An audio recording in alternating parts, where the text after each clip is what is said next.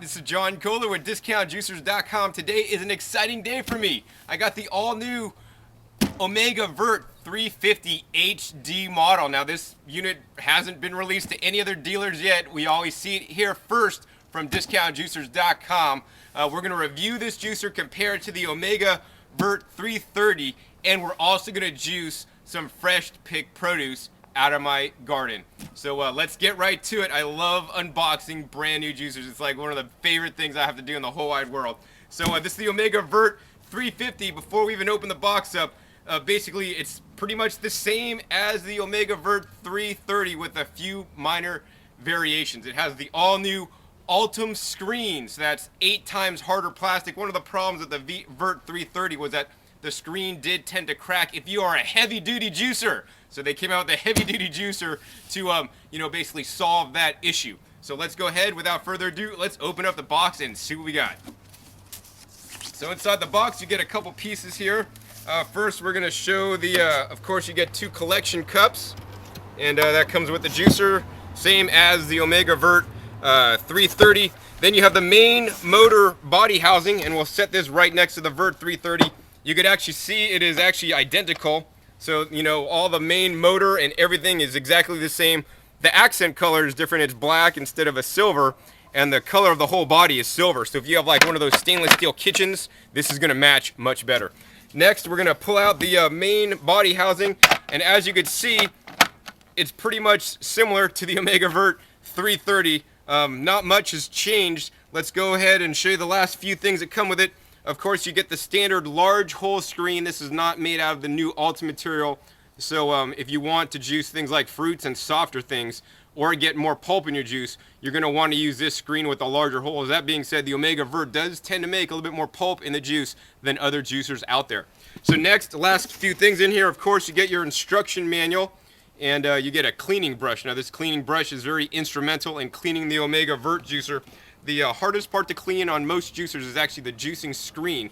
So with this special oversized toothbrush, has stiff nylon bristles, you could easily scrub and brush the juicing screen, and then the back has a nice screwdriver point that you could actually unclog the holes of the screen with the screwdriver tip to get all the pulp dislodged. All right, next let's go over some of the specific differences, and check this out. You could actually take the VRT350. This is how similar these juicers are. Take the VRT350 parts, put it right onto the VRT330, and vice versa. So now, anyways, but yeah, these juicers are basically the same, only the color is different, and these few minor variations that I'm going to talk about in 1 second. We have the 2 juicers here. We're going to take each juicer part by part, set them on the table so you can see the specific differences. And actually, you're going to see that they're basically the same machine. So we have first the pushers. The pushers are identical. They fit in either juicer. Let's set those on the table. The next part is the top. The top parts, once again, are identical. They could basically be mismatched on either juicer. Once again, we're going to take off these top parts and put them on the table there. The next part is we have the augers. We'll go ahead and pull these augers out, and as you can see, these augers are pretty much identical. We could go ahead and swap the augers into each juicer. Actually, they are the same. So let's put those to the side in the front there. This is where the main parts are different. We're going to go ahead and take out the 2 screens, and as you can see, we have the 2 screens here, and they both have the wiping blades, and the wiping blades on both machines are identical. They'll actually fit on either machine because they are actually the same. And the next part is the difference part, and this is where we get the HD in the VRT350 HD. This is the heavy-duty Ultim screen. It has an 8 times harder plastic, or stronger plastic, than the standard white screen on the Omega VRT. So if you're a heavy-duty juicer and going to be juicing like a lot, like every day, I highly advise you to get the HD screen, or the heavy-duty screen. That's basically going to minimize and reduce the problems of the screen cracking that the Omega VRT330 had. As you can see, they're pretty much the same. This will fit in to the Omega VRT330. As you can see, they both are, will swap out.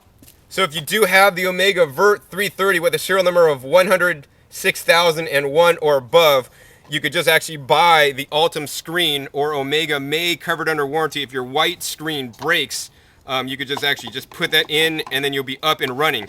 If you are an owner of an Omega Vert that has a serial number of 100-6001 or below, you actually have to buy a brand new bowl and then buy the screen to fit into your machine, because your machine wasn't originally equipped with this upgrade there. The reason for that is that on these newer screens, they enlarge this little hole by 28%, so it's 28% larger now, which is going to minimize the pulp backup and minimize the pulp in the juice. So the last part now is the main body housing, and let's take a look at that. That pretty much looks identical to me, except for this has a nice little straight line here in the feed, in the juice port, which may help to minimize the pulp coming out of the port. Other than that, these are identical.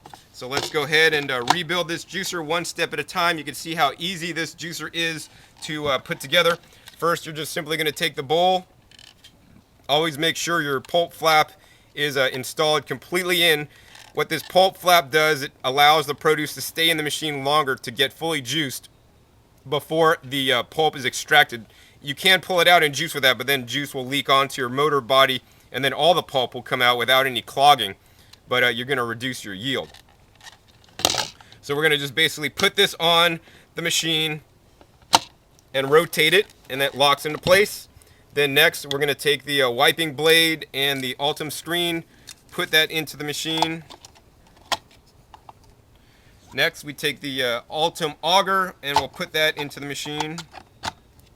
So the last part to assemble is a feed chute, and there's basically a triangle on the feed chute, and it's right here. Basically, you need to line up this triangle here with the little red dot over here on the main body housing. You line that up and simply turn it, and it'll lock into place, and you're basically all ready to juice. So here's the juicing pusher, and now let's get juicing. We have the Omega Vert 350 here, and I've picked some fresh cucumbers out of my garden, also some tree collards, which are pretty much like a kale, and some Asian pears. So I love to juice Asian pears. It'll add that sweetness. You could use pears, apples, or Asian pears, and today I have some Asian pears. They're in season now here in California. So first we're going to turn the Omega Vert 350 HD version on. As you can see, it's really quiet. It's one of the most quiet juicers. It runs at about 80 RPM, so that's revolutions per minute, so it really runs pretty slow, and it basically provides you with a higher nutrient quality because it oxidizes the juice less than other high-speed juicers. So when you are juicing anything like leafy greens with the Omega Vert, they advise you to basically tear up it into small pieces, otherwise the fibers in the stalk may get cut up. So you see I'm easily just tearing this up into little pieces, and we're just going to put some of those pieces into the machine and push it in with the pusher. And as you can see, the Omega Vert 350 HD takes those kale leaves in and breaks up and chews up that fiber for you. You know, in kale, there's undigestible cellulose, and the reason why juicers are so beneficial is because the juicer basically takes and separates the cellulose from the nutrients. And I'm just tearing this up. Real simple, real easy. Just put that in the machine, and you can see we're already getting juice out. Now, don't forget about juicing your stalk, especially if you fresh picked your own collards or kale. The stalk is the best part. It's usually pretty, most people don't like to eat the stalk, but there's a lot of good juice in the stalk. It'll make your juice taste really good. And so when you, I'm just simply tearing them up and putting it into the juicer.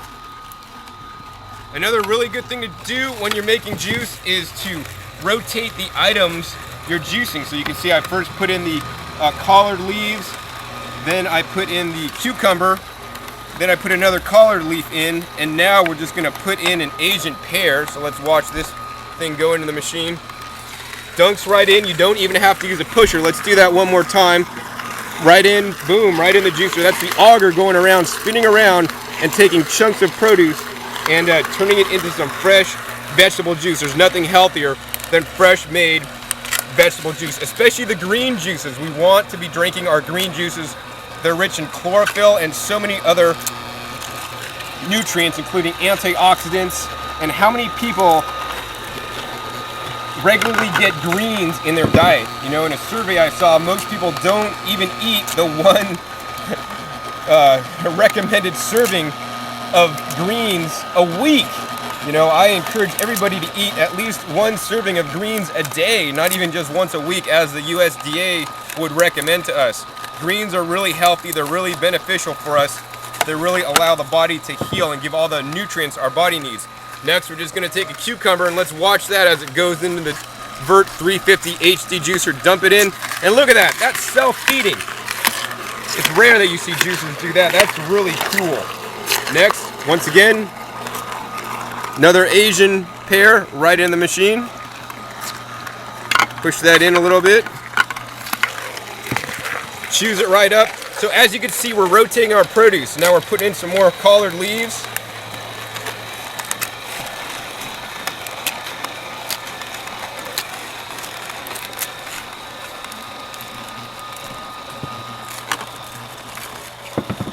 Let's check that pulp coming out of the machine. Look at this pulp. It's really dry.